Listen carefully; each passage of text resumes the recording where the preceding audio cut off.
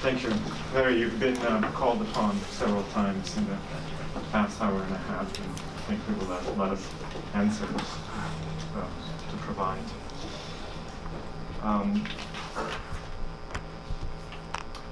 Lawrence Smith was born and raised in Washington, D.C. He attended Harvard College, where he earned a BA magna cum laude in 1959. He spent a year at the University of Padua as a Fulbright scholar, which is where he first encountered the work of Cesare Pavese. Larry returned to Harvard and entered the Graduate School of Arts and Science in the American Studies program. He taught for 2 years at Harvard, and then, after passing his oral examinations, left academia to pursue a career of international banking and finance, during which, among many other places, he lived and worked 4 years in Italy. He wrote his dissertation on Pavese and America while working full-time for Citibank. He earned his PhD in 1972. Joel Port was his advisor, and Harry Levin, the second reader of his dissertation. He maintained his interest in Pavese throughout his working career. That interest culminated in the 2008 publication by the University of Massachusetts Press of the book Cesare Pavese and America, Life, Love, and Literature, and we're particularly grateful to UMass University Press for publishing that book, because otherwise we would probably not be here tonight. The book was well received. In 2001, it won the Premio Cesare Pavese for the best book of criticism on Pavese published in any language. Since the publication of his book, he has spoken on Pavese at the Italian Cultural Institute in New York, at the Liceo Massimo d'Azeglio in Turin, which was Pavese's own high school, and I think others in the audience, as well as many other intellectuals of that generation. And at conferences organized by San Francisco State and Stony Brook University, as well as the University of Turin. Dr. Smith lives in New York with his wife, Marguerite, who is there. Nice to see you. The title of Larry's presentation is Tucani, Who Understands from Cesare, 4 books inscribed by Pavese to Constance Dowling. Larry, thank you.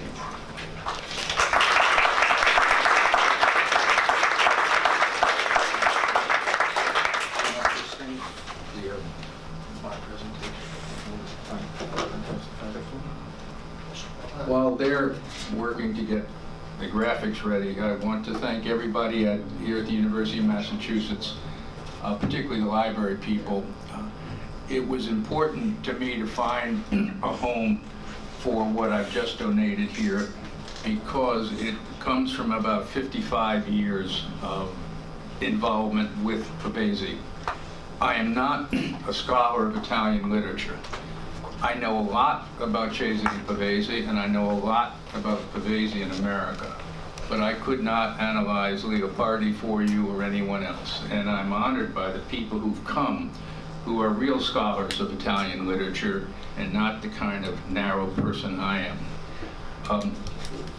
Books that I've donated, the inscribed books, there's actually 5 of them. 4 of them inscribed by Pavese to Constance Dowling, 1 to Doris Dowling, and a man called Harry. He happened to be Harry Cushing, but I'm only going to talk about the first 4. As it turned out, I didn't know. I'm going to show you slides of the inscriptions, but the physical books are back there. They're well guarded, and you please do, when I'm finished, go look at the actual physical objects that are back there. To understand the significance of those 4 books that Pavese dedicated to Constance Dowling, you have to know something about Pavese, about Dowling, and about a man named Leone Ginsberg. It's always tricky to assume, even in an audience like this, too much knowledge about Pavese when I'm talking in America. So let me just stipulate that in early 1950, he was 41 years old. He was a respected, successful novelist. He was the managing editor of one of Italy's most prestigious publishing houses. He had behind him successful careers, as has been mentioned, as translator, essayist, novelist, short story writer, and poet. Although at the beginning of 1950, he had not yet written the poem that has become most associated with him. He had turned in the manuscript of what would be his last novel, La Luna e i Falò, The Moon and the Bonfires in English, which when it came out in April, went on to win Italy's most prestigious prize, literary prize, the Strega. And this is a picture of Pavese taken in June 1950 in Rome about the time of the Strega ceremony.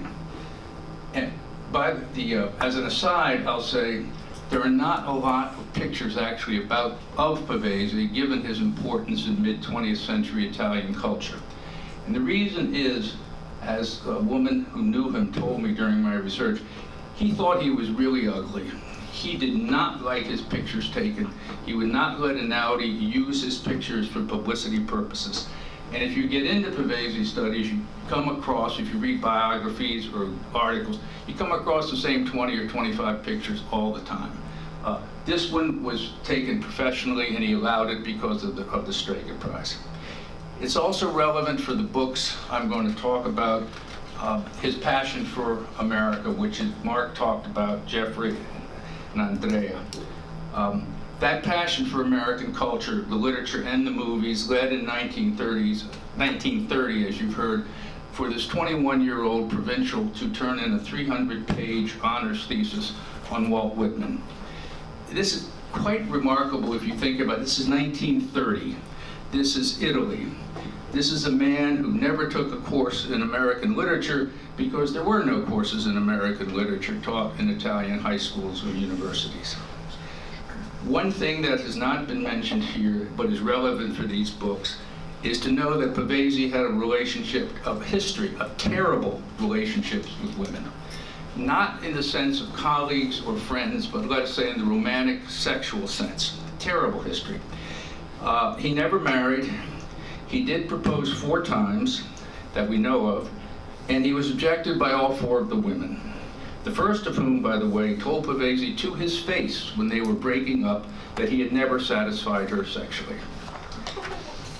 So into the life of this complicated 41-year-old Italian comes at the beginning of 1950 Constance Dowling, a 29-year-old minor American movie actress, a beautiful sandy blonde with lustrous light brown eyes, an American and a movie actress. And let me show you just a couple of pictures of Constance to give you a feel for the woman. I think I do this. This is a picture of her about 2 years before she met Pavese. And Pavese and people who I've interviewed who actually knew Constance would always speak about her eyes, lustrous eyes, the eyes she had.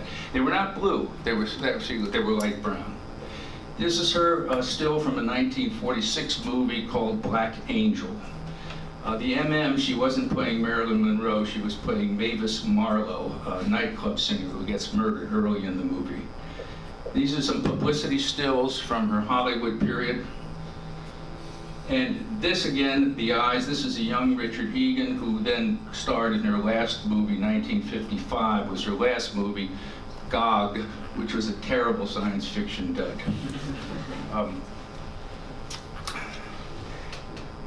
Cesare met Connie at a New Year's Eve party at the turn of 1950. In March 1950, she came to Turin at the invitation of a mutual friend, Alda Grimaldi. Said mutual friend invited both of them to join her and her husband on a short trip to the mountains to Cervinia, which is on the Italian side of the Matterhorn. And here's Cesare and Connie in Cervinia. This is one of the only 2 pictures of them together that we have. To quote myself in my book from 10 years ago, a trip Pavese made to a different mountain resort with a woman 16 years earlier resulted in a humiliating disaster. Cervinia, however, turned into a triumph for him, a true ecstasy of sexual and emotional release. Even knowing what happened later, one wants to cheer for him up there in the mountains. The not very good-looking Italian intellectual gets the dazzling blonde American movie actress in bed, and they both have a wonderful time. This is another picture where you almost think, he's almost kind of slightly strutting there. They returned to Turin, and Connie stayed a few more days with Cesare before going off to Monte Carlo to meet her sister, and then back to Rome where the sisters lived. Pavese was in a daze. He could not believe what had just happened. The sex and the emotion nearly overwhelmed him. But you have to remember, this was a man who did not have good sexual relations with women in the past, and here he was in bed with a blonde American actress who, from all we can tell, had a fine time. After he put Constance on the train out of Turin, he wrote in his diary, "The step was indeed terrorful, and yet it is taken. Her incredible sweetness, words of hope, darling," that's in English in the original, the diary of course is in Italian. "A smile, the long repeated pleasure of staying with me. The nights of Cervinia, the nights of Turin. She is a girl, a normal girl, and yet she is terrorful. From the depth of my heart, I say I did not deserve so much." From that entry, and from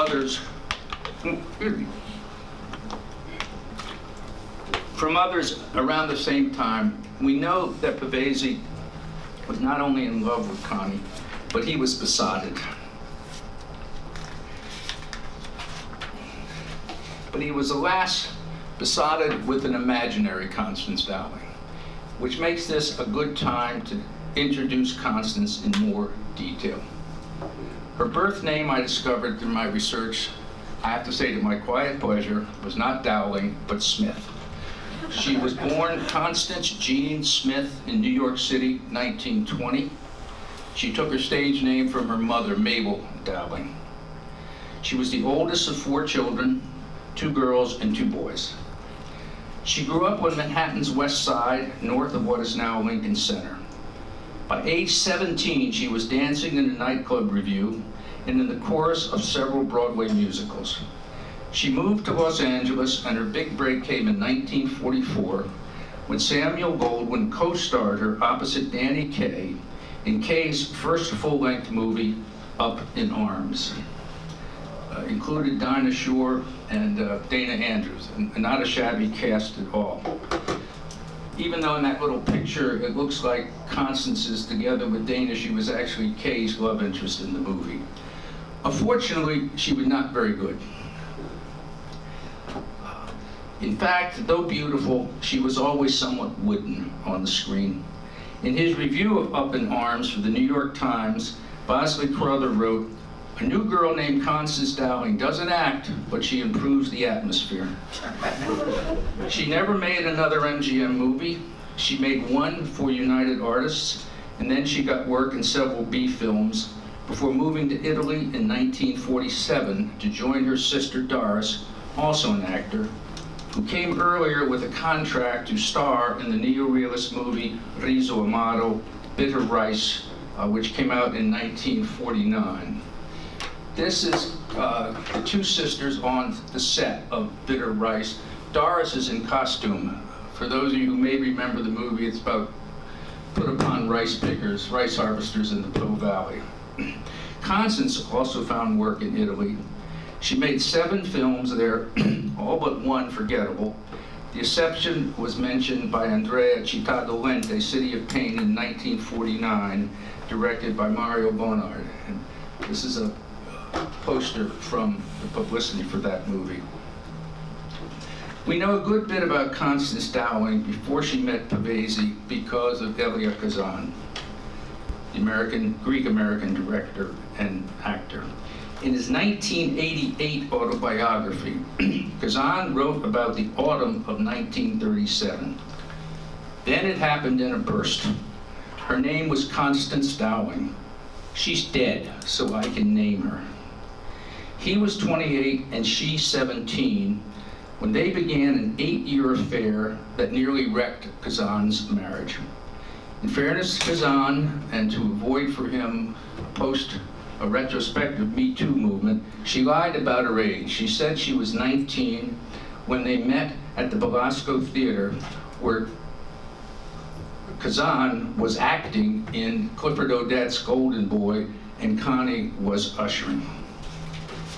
Kazan writes of the time they met. That winter and spring we'd been like animals in season, or two criminals closely pursued, consorting everywhere. On cold nights up against the radiator that warmed the lobby of her apartment building, on the first miracle warm day of spring on the roof back of the chimney stacks. Walking the dark city streets, we might suddenly turn into a narrow alley between tall buildings, or when the impulse insisted, we'd meet in a box at the Belasco before the audience had entered, our sounds muffled by the heavy weight of the drapes. Even during the performance, I wasn't in the first act of Golden Boy. We do it up against the rail at the back of the orchestra, just for the hell of it, or quickly in the lounge below. Kazan describes in these chapters on the affair with Constance's body and their lovemate in graphic detail. And I do mean graphic, it's kind of just shy of pornographic. Among other things he records are her vocalizations during sex, which included "Oh, darling," and "Oh my God," which are actually relevant to a poem I'm going to show you later on. Constance caused Kazan fits of jealousy. The photographer Robert Capa proposed marriage to her. She stood up Kazan once to go off for a weekend in the country with John Houseman. She told Kazan about an unnamed man in the back of a Pontiac. Kazan once spied her coming home with a man he assumed to be an intellectual, a species Kazan deemed dangerous. She had a short affair with Charles Boyer. Kazan also describes the emotional ups and downs of the relationship, how his impulses to leave his wife alternated with the desire to break off with Connie. Eventually, in 1945, he did break with her. Within days of that final breakup, she was sleeping with Helmut Dantin, the handsome Austrian-born actor who has been seen millions of times in Casablanca as the young Bulgarian refugee whom Humphrey Bogart lets win at roulette so his wife won't have to sleep with the police captain played by Claude Rains. The affair with Dantin took place 4 years before she met Pavese. When she met Pavese, she was sleeping with the Italian journeyman actor Andrea Checchi. I have to say, over the years I've been involved with Pavese in America, I've actually come to rather like Constance. She was, in the word of Tim Parks, one of the glamorous and brashly erotic women to whom Pavese was invariably attracted, but also found frightening. She married only once, in 1955. Her husband was a Hungarian-born American producer named Ivan Tors. They had 4 children, all boys. One died within days of his birth, and one committed suicide, as did one of Constance's brothers. I'm sorry to say Constance herself committed suicide in 1969 at age 49. 2 sons and her husband survived her. Ivan Tors died in 1983. He was best known for the TV series Flipper. Let me finish my comments on the real Dowling by once again quoting myself. At one point in his book, Kazan calls Dowling a hoyden. That little used, sexually tinged word, meaning a boisterous, bold, and carefree girl, and more, describes Dowling well. Constance Dowling enjoyed sex and used her sexual gifts to advance her career. Constance made her way in a man's world by using men and being used by them. She was not using Pavese, however, in March 1950. She was just having fun.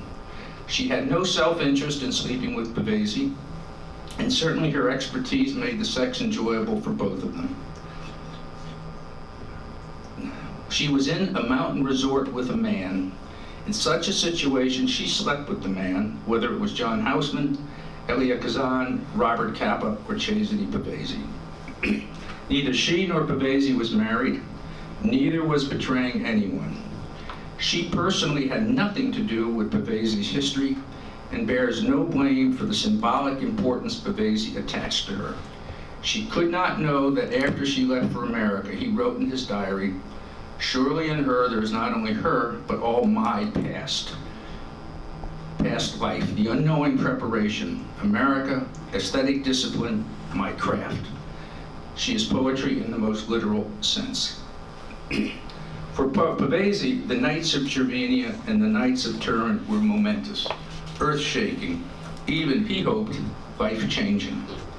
Pavese came to realize, however, and write in the last poem he ever wrote, which happened to be in English, that for Dowling 'twas only a flirt. Walt Whitman had been for Pavese the first incarnation of America, Dowling the last, and she an incarnation in both the symbolic and physical sense. She resurrected in him a hope in the future that he had not felt since he discovered Whitman as a teenager. And yet that hope lasted barely 2 weeks, from mid-March to early April 1950. Andrea quoted some of this, but I'll add, indeed, as early as 6 days after Connie got on that train out of Turin, Pavese wrote in his diary, nothing, she writes nothing, she could be dead. Oh God, let me get her back. In early April, he did see her again, and she told him she was returning to America that very month. In the 5 months between Constance's return to America and his death, Pavese resigned himself to the loss. This black period when he knew he was losing Dowling also led to his composing what became his best-known poem, Verrà la morte e avrai i tuoi occhi. Death will come and will have your eyes. Since I have here the translator of the poem into English, I'd like him to read the poem. And I will give you So, Verrà la morte e avrai i tuoi occhi, and let's read. Death will come and will have your eyes. This death that accompanies us from morning till evening, unsleeping, deaf, like an old remorse or an absurd vice. Your eyes will be a useless word, a suppressed cry, a silence. That's what you see each morning when alone with yourself you lean toward the mirror. Oh, precious hope, that day we too will know that you are life and you are nothingness. Death has a look for everyone. Death will come and will have your eyes. It will be like renouncing a vice, like seeing a dead face reappear in the mirror, like listening to a lip that's shut. We'll go down into the maelstrom, mute.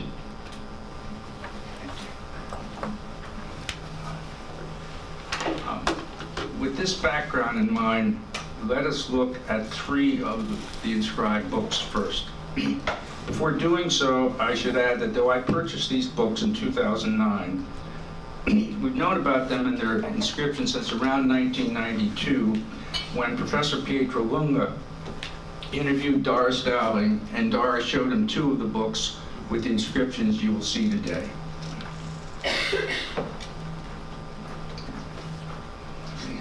The first book is a 1949 first edition of Prima che il gallo canti, Before the Cock Crows. The inscription reads, To Connie, who understands, from Cesare, Turin, 15 March 1950. Almost certainly Pavese meant who understands me. He was very wrong. Dowling was an intelligent woman and understood many things, but she did not understand the Cesare Pavese who had fallen blindly in love with her. The second book given to Constance on March 15 is a 1948 second edition of Il Compagno, the Comrade, and it bears this inscription. To Connie alone, like many of us, from Cesare. I have to say right off the collar, Dowling, Constance, was absolutely not alone. She was never alone hardly in her whole life. Certainly not like many of us, since with us, Pavese meant himself. I have to say that this inscription has always slightly annoyed me. It is true that Pavese began a downward depressive cycle in March, but it was not true, then or ever, that he was alone. He lived with his sister, her husband, and their 2 girls, the latter of whom adored him. He had many friends whom he held dear and who loved him. Indeed, as his influential teacher Augusto Monti said after Pavese's death, the truth is Pavese knew very well that he had many friends. One by one, he got them by himself. In fact, that boy passed his whole life making everyone who came near him love him.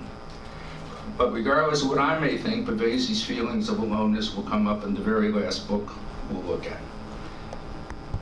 The third one here is a 1945 third edition of Paese Tuoi, which was in fact the first novel Pavesi published in Italy, even though it wasn't the first one he wrote. Its inscription, excuse me, inscription will lead us directly back to the Knights of Cervinia. Tucani, glowing laughter.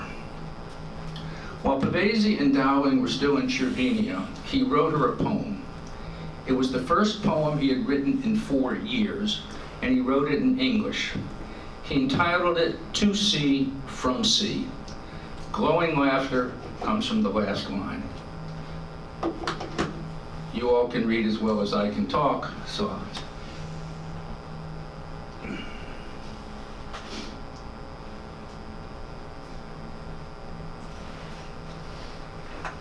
I want to point out 2 things about this.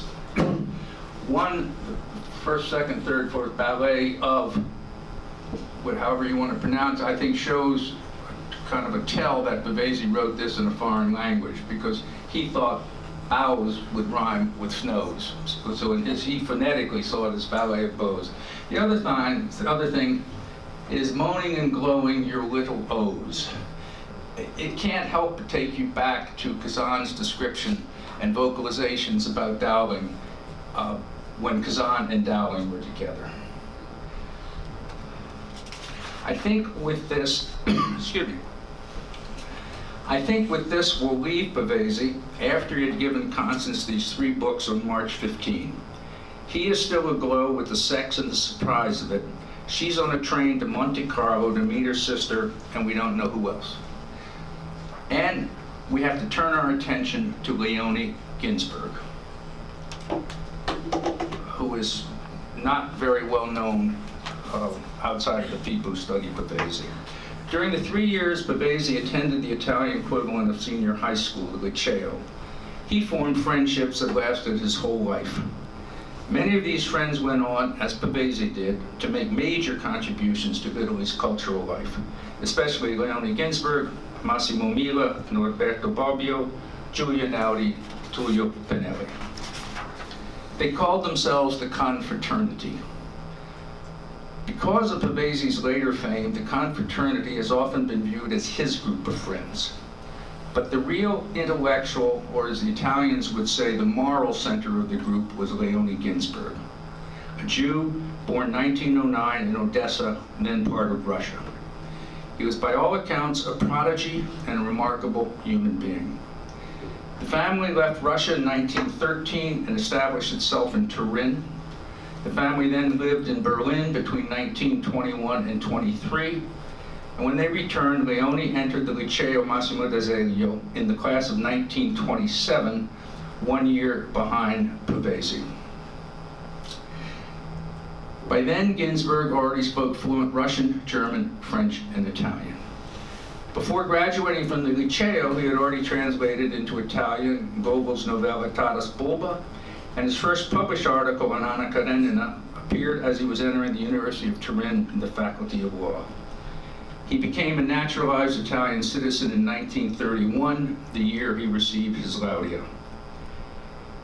He was always deadly serious about morality and politics, and about morality in politics.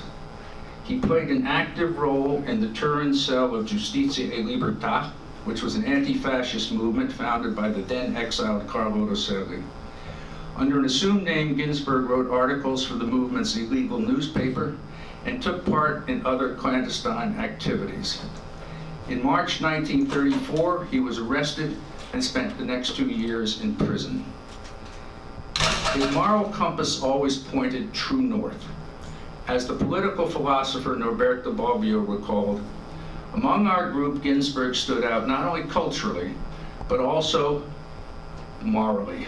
Our wonder, mixed sometimes with affectionate parody, for the variety of his cultural interests and the immensity of his knowledge, took second place to our unconditional admiration for the strength of his convictions.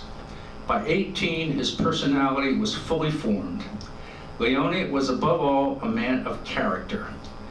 In ethics, he was rigorous. He conceded nothing for practical reasons. His writings, including his letters, show not only his wide range of interests, but his editorial sharpness. He effectively co-founded the Einaudi Publishing House with Julia Einaudi. They also show an intellectual vitality that never waned, not even during his 2 years of jail, and later 3 of confino, which was kind of an internal exile.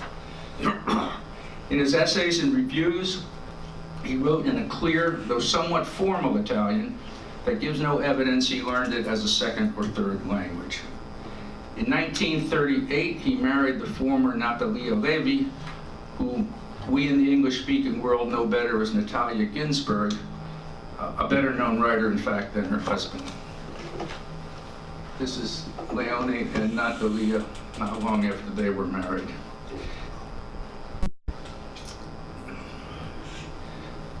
This cultured, I should say, when they were in confino, that was in the Second World War, and when the Allies invaded Italy in 1943, Leone left the family in the far Abruzzo, traveled to German-occupied Rome, where he joined the underground. This cultured, sociable, kind, caring, severe, and courageous man died in February 1944 after being tortured by the Nazis in the section they controlled of the main Rome prison.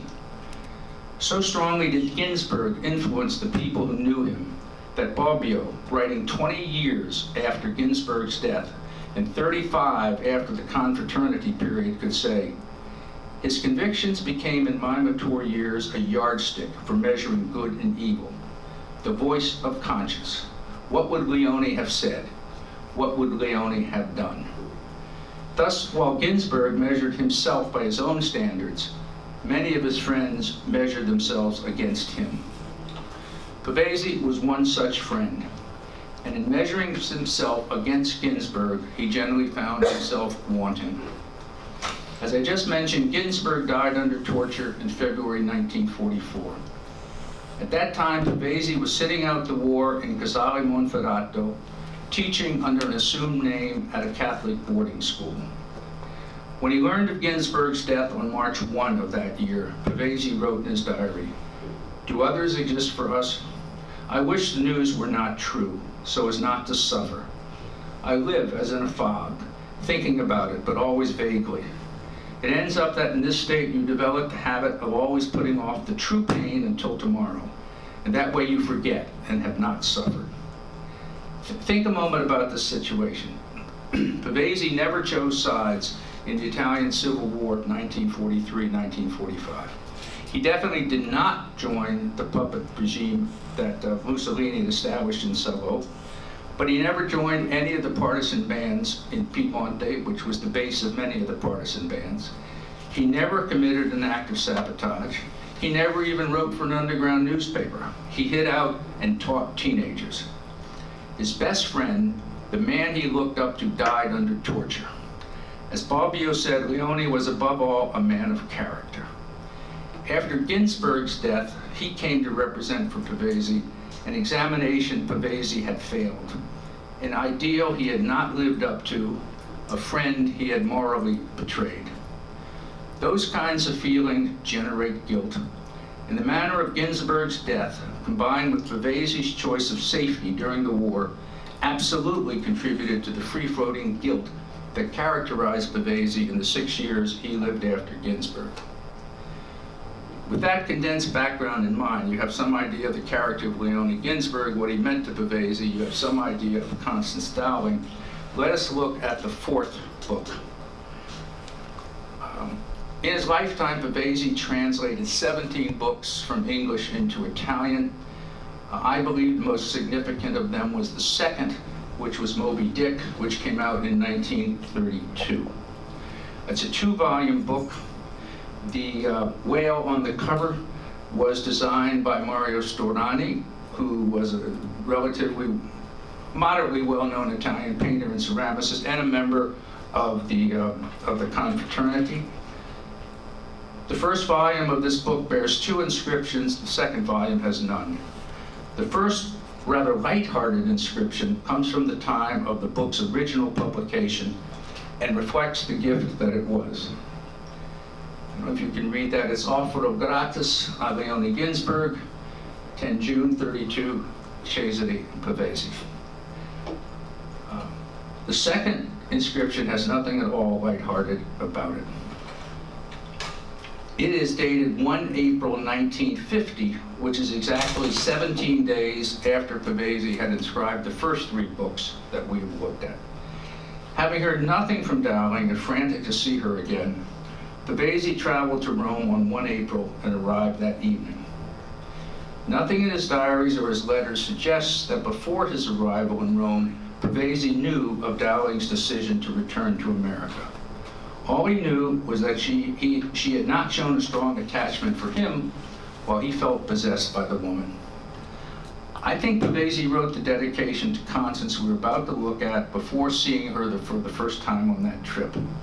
He felt desperate and looked for a way to show her how much he loved her and how important she was to him. So he wanted to give her a gift of great value and that was meaningful to him.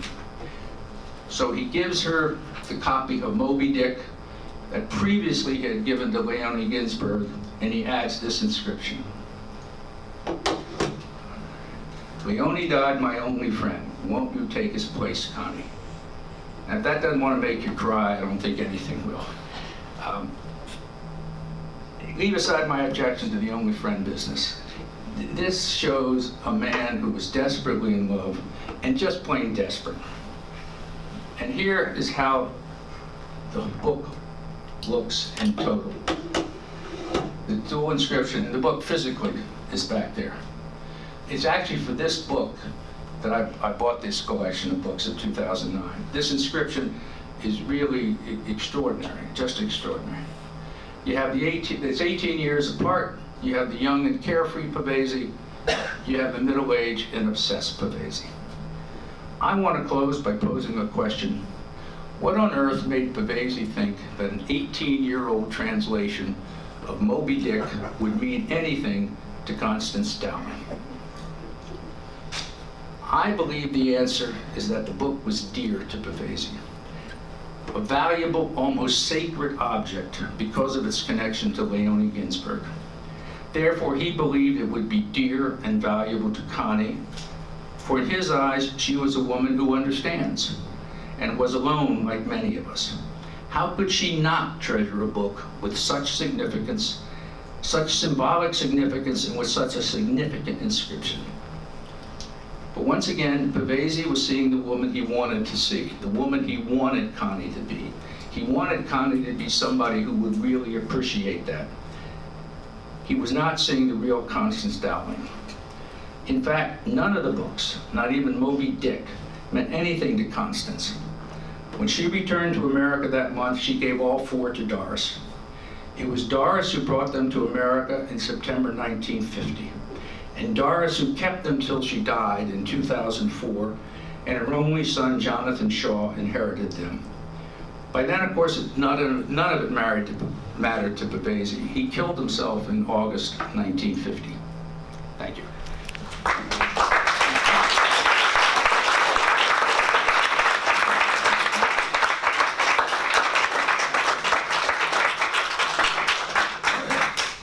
Thank you, Larry. And thank you, everybody, again. I think we can use the rest of the time we have together to ask questions. I'm sure that there will be some, if not plenty. I would encourage you to